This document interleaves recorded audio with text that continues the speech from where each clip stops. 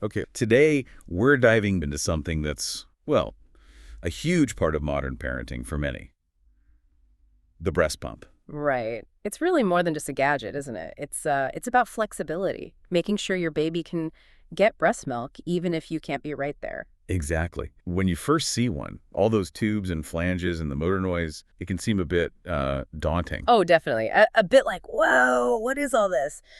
But honestly, it's totally manageable. You just need the right approach, the right info. And that's what we're aiming for today. We want to pull out the really key stuff, the when, the how, the why, to help you get informed. Precisely. Okay, so let's jump right into the core why. We know it provides milk when you're away, but what are the other big benefits here? Well, that flexibility is number one for sure. Work, errands, just needing some time. But tied to that is letting others feed the baby. Partners, grandparents. Yeah, sharing the feeding, that's huge. It really is. It helps share the responsibility, and honestly, it helps them bond with the baby too. Plus, it's a massive tool for managing your milk supply. How so? Pumping tells your body, hey, we need milk. It helps build supply, maintain it, and lets you create that freezer stash, that little bit of backup. Huge peace of mind. Right, the emergency stash. Yeah. And it helps with physical comfort too, doesn't it? Like engorgement. Oh, yeah, definitely. If baby suddenly sleeps longer or you miss a feed, pumping can relieve that painful pressure, maybe even prevent blocked ducts. Makes sense. And critically, think about babies who have trouble latching, maybe they're preemies or moms struggling with low supply initially. Pumping means they can still get breast milk. It keeps that option open. Keeps the breast milk flowing one way or another. Okay, the why is pretty compelling. Flexibility, shared feeding, supply, comfort, access. So the big question then becomes when. When do you actually start pumping? Is there a magic number? Yeah, that's what everyone wants to know. But the consistent advice seems to be there's no single right time. It really depends on your situation, your goals. Some people start really early, like right away. They do, sometimes even in the hospital. This might be because the baby can't nurse right away. Maybe they're in the ICU or there are health issues. Pumping early gets that milk production going. Okay, initiates the process, but then you also hear advice to wait a bit. Right. A lot of advice suggests waiting maybe 4 to 6 weeks until breastfeeding feels, well established. Why that wait? The main idea is to avoid confusing the baby early on, potentially causing nipple confusion or a preference for the bottle's faster flow before they've really mastered nursing. But that's not universal. Right, some babies switch fine. Exactly. Some babies handle both breast and bottle right from the start. It really, really varies. You kind of have to see how your baby does. So that 4-6 week mark, Mm. is it just about avoiding confusion or is there something else happening then? Well, by then, often the milk supply has sort of regulated itself. Feeds might become a bit more predictable, maybe spaced out a little more. So it creates a window. Yeah, it can give you a clearer window between feeds to pump without worrying you're taking milk the baby needs right now or bumping up against the next feed. Makes it easier to build that freezer stash without stress. And if you know you're going back to work, Then the usual advice is to start pumping maybe 2 or 3 weeks beforehand. gives you time to build supply. That, yes, definitely build a cushion, but also just to practice. Get comfortable with the pump, figure out the settings, troubleshoot flange fit, all that before you're juggling it with work demands. Practice before game day. Makes total sense. Okay, so let's get into the how, the practical steps for pumping effectively. What's key here? Okay, step 1, always wash your hands really well, soap and water. Then find your spot, somewhere comfortable, quiet if possible, and try to relax. Relaxation. It seems counterintuitive for a machine, but it keeps coming up. It's so important. Pumping relies on your letdown reflex, which is driven by the hormone oxytocin. Stress is like oxytocin's enemy. So deep breaths, maybe some calming music. Yes, gentle breast massage first, or a warm compress can help too. And then there's this really cool mind-body thing. Oh, yeah. Tell me about that. Your brain can trigger letdown just from thinking about your baby. If you're with them, maybe a quick cuddle helps, although sometimes they get mad-smelling milk they can't have right then. But if you're away, look at pictures, videos. Smell a piece of their clothing. Close your eyes and picture their face, hear their little sounds. It sounds a bit out there, but it genuinely works for a lot of people. Research even backs up that looking at baby photos increases milk output. Wow. The power of suggestion, basically. Okay, so you're relaxed, maybe thinking baby thoughts. What about the pump setup itself? Flange fit is crucial.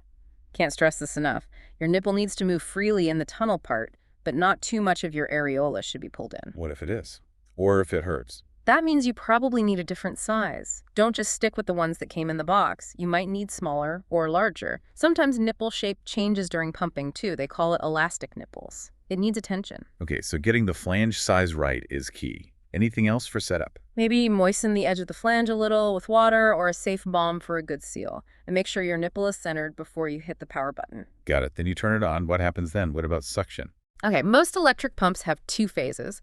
They usually start with a fast, light, fluttery suction. That's the stimulation or letdown mode. Mimics how a baby starts suckling. Okay. You might just see drips then.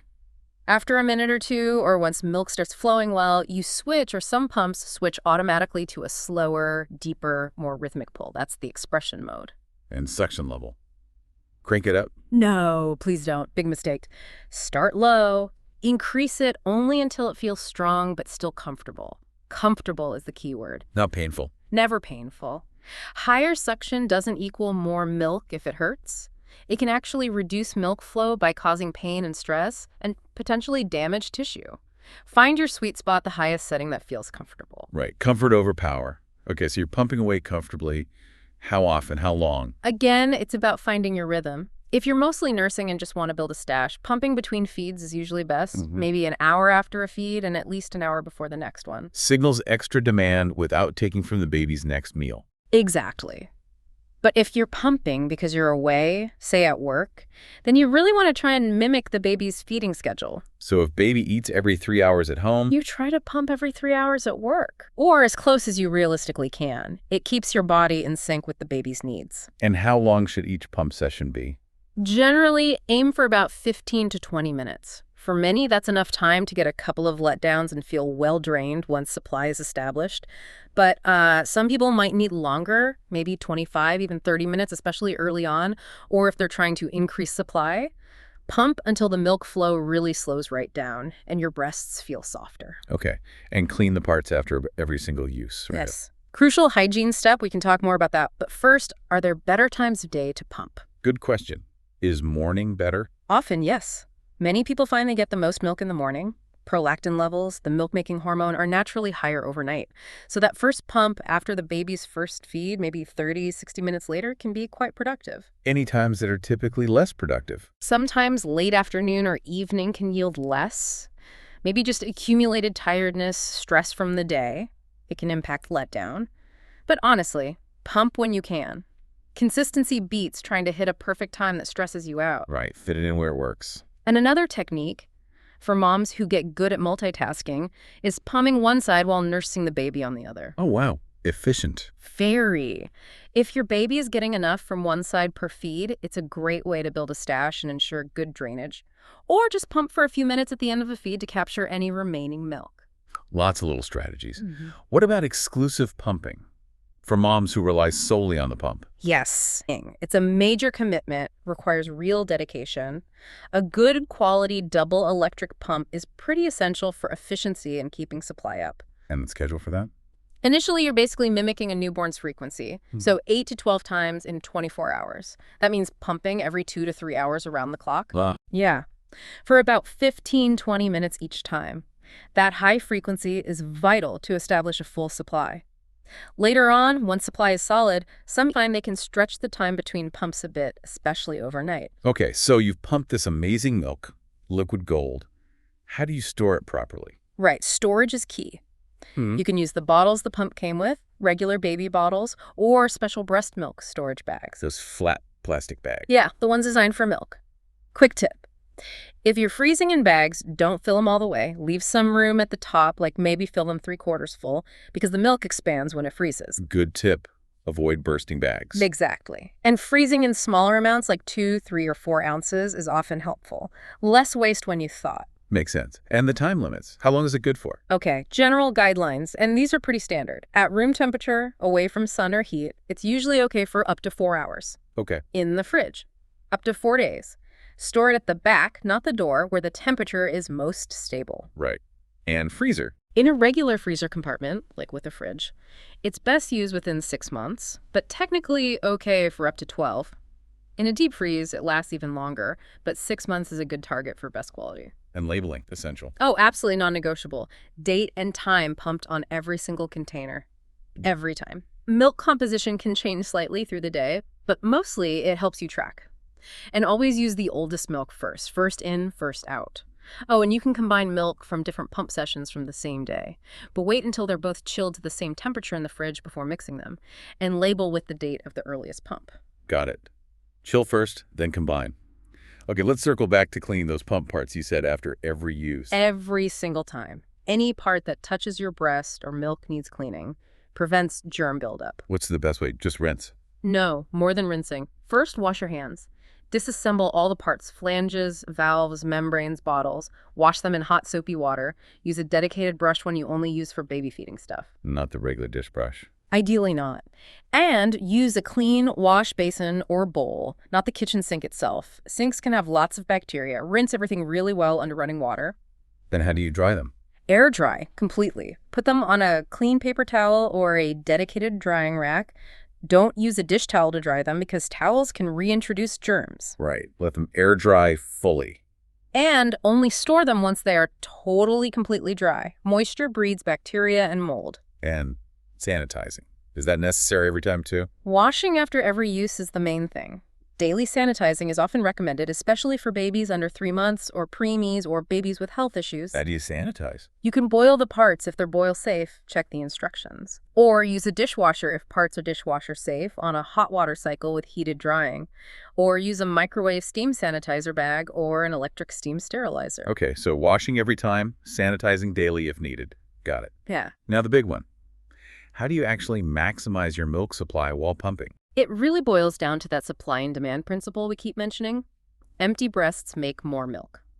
So the goal is frequent and effective milk removal.